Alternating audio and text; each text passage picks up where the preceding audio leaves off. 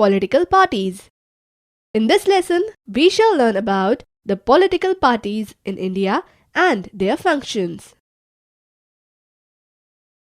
Political parties are easily one of the most visible institutions in a democracy. For most ordinary citizens, democracy is equal to political parties. Meaning, a political party is a group of people who come together to contest elections and hold power in the government. They agree on some policies and programs for the society with a view to promote the collective good. Since there can be different views on what is good for all, parties try to persuade why their policies are better than others. They seek to implement these policies by winning popular support through elections. Thus, parties reflect fundamental political division in a society. Parties are about a part of the society and thus involve partisanship. Partisan is a person who is strongly committed to a party, group, or faction. Partisanship is marked by a tendency to take a side and inability to take a balanced view on an issue.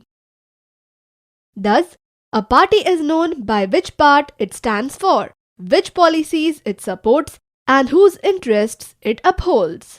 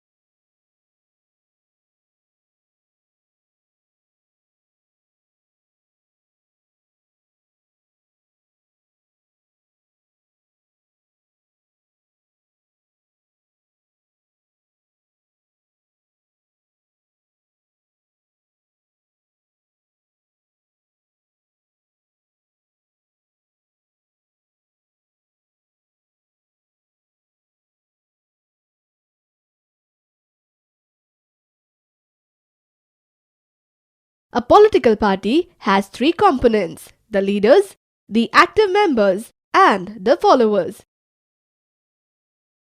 Functions. What does a political party do? Basically, political parties fill political offices and exercise political power. Parties do so by performing a series of functions. Parties contest elections. In most democracies, elections are fought mainly among the candidates put by political parties. Parties select their candidates in different ways. In some countries, such as the USA, members and supporters of a party choose its candidates. In other countries like India top, party leaders choose candidates for contesting elections. Parties put forward different policies and programs and the voters choose from them. Each of us may have different opinions and view on what policies are suitable for the society, but no government can handle such a large variety of views. In a democracy, a large number of similar opinions have to be grouped together to provide a direction in which policies can be formulated by the government. That is what the parties do. A party reduces a vast multitude of opinions into a few basic positions which it supports. A government is expected to base its policies on the line taken by the ruling party. Parties play a decisive role in making laws for a country. Formally, laws are debated and passed in the legislature.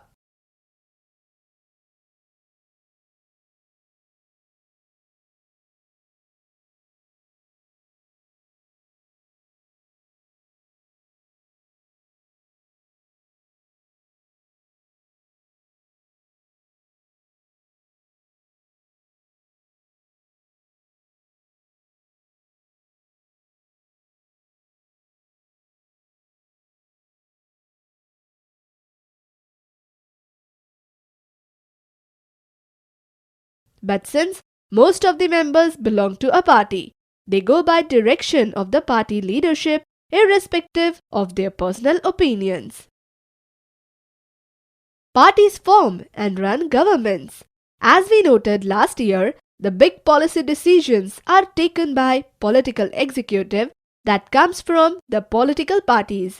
Parties recruit leaders, train them and then make them ministers to run the government in the way they want.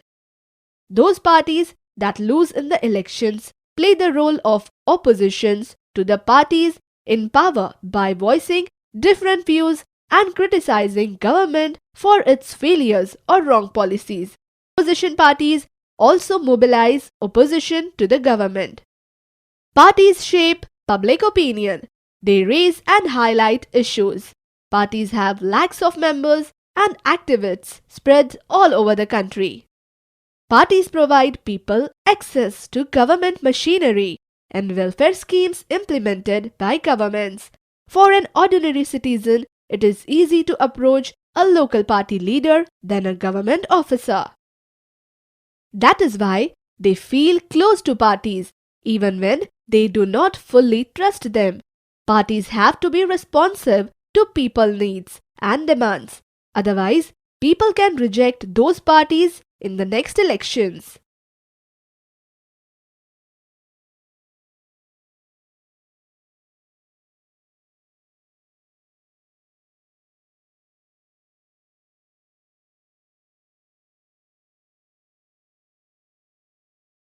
Necessity. This list is a sense answers the questions asked earlier. Why do we need political parties? Political parties because they perform all these functions. But we still need to ask why modern democracies cannot exist without political parties. We can understand the necessity of political parties by imagining a situation without parties. Every candidate in the elections will be independent. So no one will be able to make any promises to the people about any major policy changes. The government may be formed, but its utility will remain ever uncertain. Elected representatives will be accountable to their constituency for what they do in the locality, but no one will be responsible for how the country will be run. The rise of political parties is directly linked to the emergence of representative democracies. As we have seen, large-scale societies need representative democracy. As societies became large and complex, they also needed together different views on various issues and to present them to the government. They need some way to bring various representatives together so that a responsible government could be formed. They needed a mechanism to support or restrain the government, make policies, justify or oppose them. Political parties fulfill these needs that every representative government has. We can say parties are a necessary condition for a democracy. That is all in this topic. In the next topic, we will learn about the party system. Till then, keep learning.